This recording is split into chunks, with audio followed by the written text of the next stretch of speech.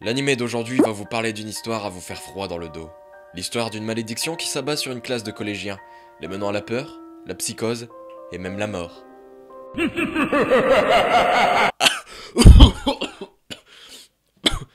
Ah désolé, j'ai chopé un petit rhume là. Wouh!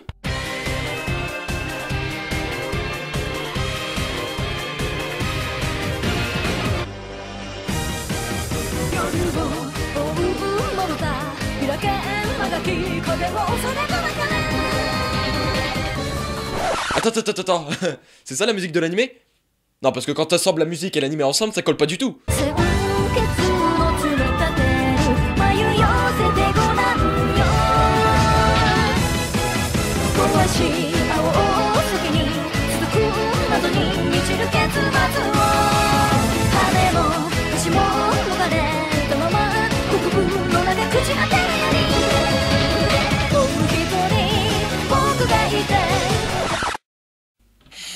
Comment elle s'est nichée? Non mais c'est vrai, admettons tu prends la musique de Higurashi, qui est un animé à peu près similaire à celui dont je vais vous parler aujourd'hui, à savoir horreur, épouvante, énigme. Bah la musique colle déjà plus à l'esprit de l'animé. Je vais te tuer. Maintenant la même scène avec l'opening d'Another. Je vais te tuer. Cette intro était beaucoup trop longue. Bonjour tout le monde, comme vous l'aurez compris, enfin j'espère, aujourd'hui je vais vous parler d'Another. Ou Destination Finale si tu préfères. Another est un roman d'horreur réalisé par Yukito Ayatsuji en 2009. Par la suite il a été adapté en animé par Tsutomu Mizushima en 2012, avec un total de 12 épisodes et un OAV, et possède pour studio d'animation PA Works. Et enfin, un film portant le même nom a été réalisé dans la même année par Takeshi Furuzawa. Bref, passons au résumé. En 1972, une jeune élève de la classe de 3ème 3 nommée Misaki meurt dans un mystérieux accident. Ses camarades étant choqués et refusant de voir la réalité en face, décidèrent de faire comme si elle était toujours en vie, jusqu'à la fin de l'année, lors de la remise des diplômes. Mais hélas, leur geste les conduira à une terrible malédiction. 26 ans plus tard, en... 1998, un jeune garçon de 15 ans nommé Koichi Sakikabara se voit obligé d'intégrer le collège de Yomiyama suite à un déménagement, et se retrouve dans la fameuse classe de 3ème 3. Tout de suite, il est intrigué par une jeune fille solitaire, qui semble n'exister à la vue de personne, portant un cache-œil sur l'œil gauche, Misaki Mei. Au fur et à mesure, Koichi se rendra compte qu'une atmosphère tendue règne au sein de ses élèves, qui semble cacher un secret terrible et inavouable. Personnellement, quand j'ai vu le synopsis, j'ai tout de suite accroché. En général, j'aime bien les scénarios mêlant enquête et suspense, ça fait travailler les ménages. Ouais, et toi t'en as besoin, ouais. Ah bah t'es là, toi! T'étais où depuis tout ce temps? Ah, enfin des vacances sans l'autre abruti. Ça va faire du bien. Bon, allez, je vais me baigner, moi. Et ici, je dois dire, on est vraiment servi en termes d'enquête. Dès le début, l'intrigue est prenante. Et tout au long de l'animé, on est amené à se poser des questions. On se prend petit à petit au jeu en menant soi-même une enquête au final. Ah si, je vous jure. Moi, personnellement, j'ai commencé l'animé comme ça.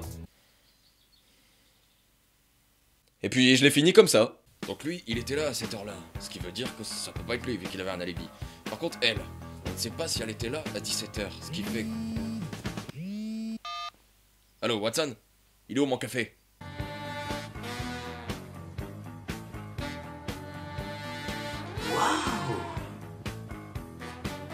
Pour ce qui est du car design, j'ai trouvé ça vraiment beau et plaisant à regarder. Les dessins sont soignés et l'ambiance est bien mise en évidence par ce filtre sombre qui est mis en place tout au long de l'animé. Vous savez, comme dans les films d'horreur, en général c'est bien sombre, et on le différencie assez bien d'un film comique par exemple. Et bien ici c'est pareil, le ton des couleurs utilisées est sombre et l'ambiance des scènes parfois pesante. Non, franchement, au niveau des dessins et de l'ambiance, rien à dire.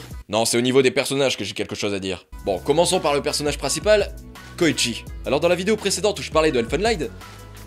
Mais casse-toi! Pas possible ça! J'avais dit que je n'avais jamais vu de personnage aussi vide d'émotions que Mayu. Oui bah ça c'était avant de voir Koichi. Alors Koichi c'est le personnage principal de l'animé. Il a dû déménager à Yomiyama chez ses grands-parents et sa tante Reiko parce que son père Yokuke est parti en Inde pour le travail. Père de l'année. Ouais, c'est moi. Du coup il est contraint de poursuivre ses études dans le collège de Yomiyama. Jusque là, tout va bien. Et puis dès le premier épisode, on s'aperçoit que ce mec est soit stupide ou soit complètement insouciant. Je vous explique. Dans le premier épisode, il va rencontrer Mei, l'une des principales protagonistes de l'animé, mais je vous parlerai d'elle après. Et je crois que c'est la rencontre la plus morbide qu'il puisse exister. En prenant l'ascenseur, il tombe sur la jeune fille, une poupée à la main, se dirigeant vers la morgue, lui expliquant que la moitié de son corps se trouve là-bas. On est d'accord que si tu tombes sur une fille, munie d'un cache-œil, avec une poupée complètement glauque à la main, se dirigeant vers la morgue, Tu vas flipper. On peut le dire, on peut le dire. Eh bah lui, clairement, non. Il prend ça avec sérénité. Ah bah après tout, ça arrive tous les jours, ce genre de choses. Et ça ne s'arrête pas là. Bah non, penses-tu? Bref, à partir de maintenant, des petits spoils vont être énoncés. Bon, c'est vraiment des petits, qui ne gâcheront en rien l'intrigue principale de l'animé, mais je préfère le dire. Par conséquent, je demanderai aux gens n'ayant pas vu l'animé d'aller le visionner et de revenir après. À moins que ces tout petits spoils vous posent pas vraiment de problème. Après, si tu veux vraiment découvrir l'animé dans son intégralité, tu peux cliquer ici. Au moins, tu évites directement le spoil et tu te retrouves à la conclusion. C'est plutôt chouette, pourra pas dire que je n'ai pas prévenu. Non, sérieux, le dites pas. Revenons à l'animé. Au fur et à mesure des épisodes, plusieurs morts violentes et suspectes vont avoir lieu au sein de l'école. Enfin, suspectes. C'est vite dit, hein.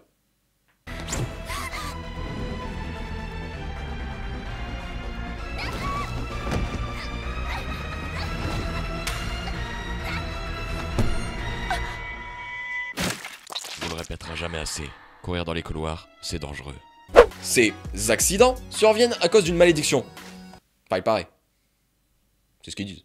Comme je l'ai dit tout à l'heure, en 1972, les élèves de la classe de 3ème 3 ont décidé de faire comme si leur camarade morte était toujours vivante, ce qui leur a porté préjudice. Et depuis ce jour, chaque année dans la classe de 3ème 3, un élève est de trop, car en effet, cet élève de trop est en fait le mort. Ce qui fait que les élèves de la classe de 3ème 3, ne sachant pas qui est le mort, sont obligés d'ignorer une personne de la classe afin que l'effectif du groupe soit normal. Et ainsi éviter la malédiction qui vise à tuer une personne de la classe ou de son entourage à chaque mois de l'année. De plus, la seule façon de lever la malédiction, c'est de tuer le mort. Et ainsi le renvoyer dans la mort quoi. Vous avez compris? Non, parce que moi perso, quand j'ai essayé de comprendre, j'ai fini comme ça.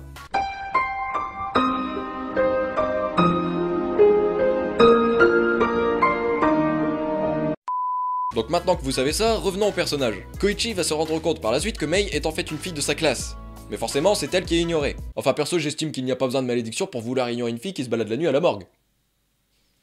Celui-ci, n'étant pas au courant de la malédiction, ne va donc pas ignorer la jeune Mei, ce qui aura le don d'énerver la plupart des élèves de la classe. Alors je suis d'accord, c'est plutôt frustrant de savoir que si une personne n'est pas ignorée, on risque de mourir. Mais à partir du moment où pas un seul mec me parle de la malédiction à Koichi, bah évidemment qu'il va lui parler. Vous suivez toujours? Non, parce que moi, rien qu'en faisant cette vidéo, j'ai l'impression d'être perdu là. Et donc en parlant à cette fille mystérieuse, Koichi va déclencher la malédiction. Et c'est là qu'on voit que ce mec n'a clairement pas d'émotion. À chaque fois qu'il y a une mort qui survient, il est choqué sur le moment. Et encore, si on peut appeler ça choqué. Et quelques minutes plus tard, il aura complètement oublié. Par exemple, dans cette scène fabuleuse, où leur professeur se suicide d'une façon assez particulière.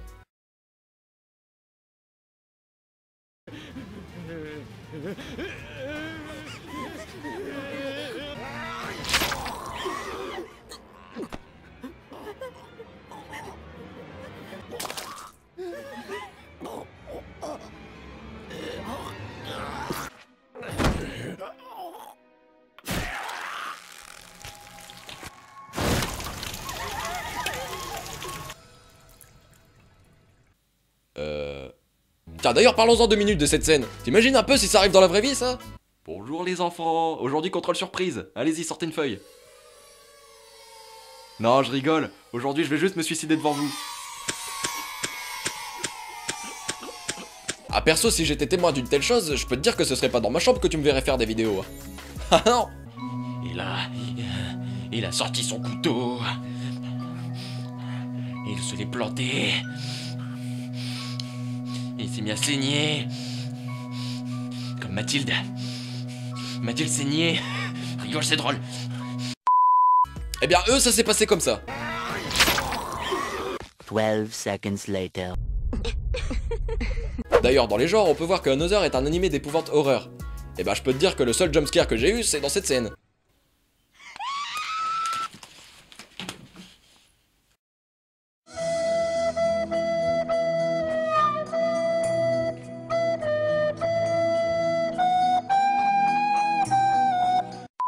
Passons à Mei maintenant.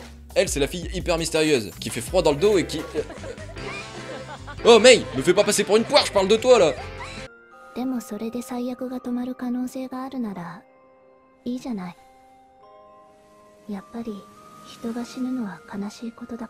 est donc l'ignorée de la classe. La règle absolue est de ne pas lui parler et de faire comme si elle n'existait pas. Ah bah perso, je peux te dire que moi ça m'aurait pas dérangé d'être ignoré en cours.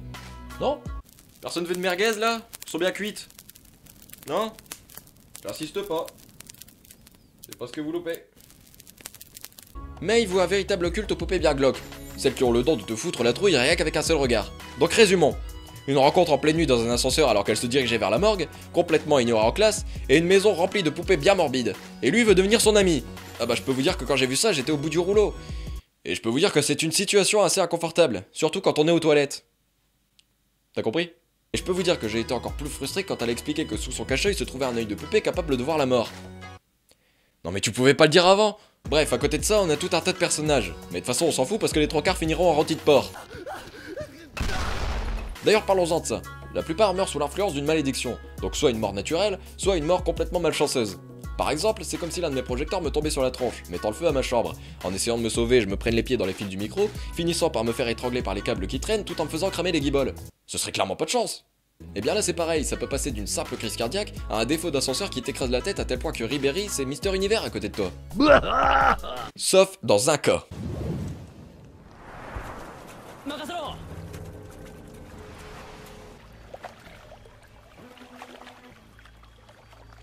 Bah écoutez, il y a une malédiction, tout ça, ok.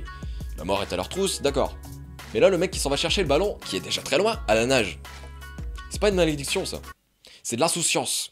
Bref, je crois que j'ai fait le tour, donc passons à la conclusion. Pour conclure, Another est un bon animé qui vous fera passer un bon moment. Si vous avez l'esprit enquêteur, alors ces 12 épisodes vous feront vraiment plaisir. L'enquête est réelle, les questions qu'on se pose tout au long de l'animé trouveront des réponses par la suite, et en plus des réponses intéressantes. Les personnages sont attachants. Enfin pour certains, parce que d'autres sont complètement énervants. Mais ça je vous laisserai le découvrir en regardant l'animé. L'ambiance en revanche je la trouve vraiment bien faite, mêlant une bande son angoissante à une image plutôt sombre qui fait vraiment penser aux filtres utilisés pour les films d'horreur. Et puis je le redis, les dessins sont sublimes. Bon, ne vous attendez pas non plus à avoir un pur animé d'épouvante horreur, c'est dans l'esprit, mais y a mieux. Par exemple, il y a Higurashi dans le même genre. Enfin, un peu plus complexe selon moi, mais aussi plus mature. Après, si vous voulez un degré au-dessus, il y a Corpse Party également. Mais là par contre, en général, je regarde cet animé quand j'ai une blanquette qui est mal passée et que je dois me faire vomir. Non, parce que le gore de cet animé est juste absurde, c'est du sang, des boyaux et toute autre partie du corps inimaginable qui valse tout au long de l'animé. Comme Manuel. Manuel valse. C'est depuis ce jour que la vie de Vivien Pamaran a changé. Après avoir reçu plusieurs menaces de mort, il a décidé d'arrêter de faire des vidéos et a ouvert un centre de toilettage pour furets dans la ville de Issy-les-Moulineaux. Et donc pour finir, je mettrai la note de 3 sur 5. De bons personnages, une bonne intrigue, de bons dessins, de bonnes OST, vous mélangez le tout et ça donne Another. Une histoire prenante du début à la fin qui vous surprendra plus d'une fois. Bref, voilà ce qui conclut cet épisode de Une semaine un animé. J'espère qu'il vous aura plu. Si c'est le cas, n'hésitez pas à mettre un petit pouce bleu, à vous abonner histoire de ne pas louper les prochains épisodes, et de venir me rejoindre sur les réseaux sociaux afin de parler tous ensemble. Non, parce que ça fait déjà 3 semaines que je le demande et y a personne qui vient. Je sens un peu seul. Voilà, sur ce, je vous laisse, je vous fais des bisous, et je vous dis à plus dans une prochaine vidéo. Ciao.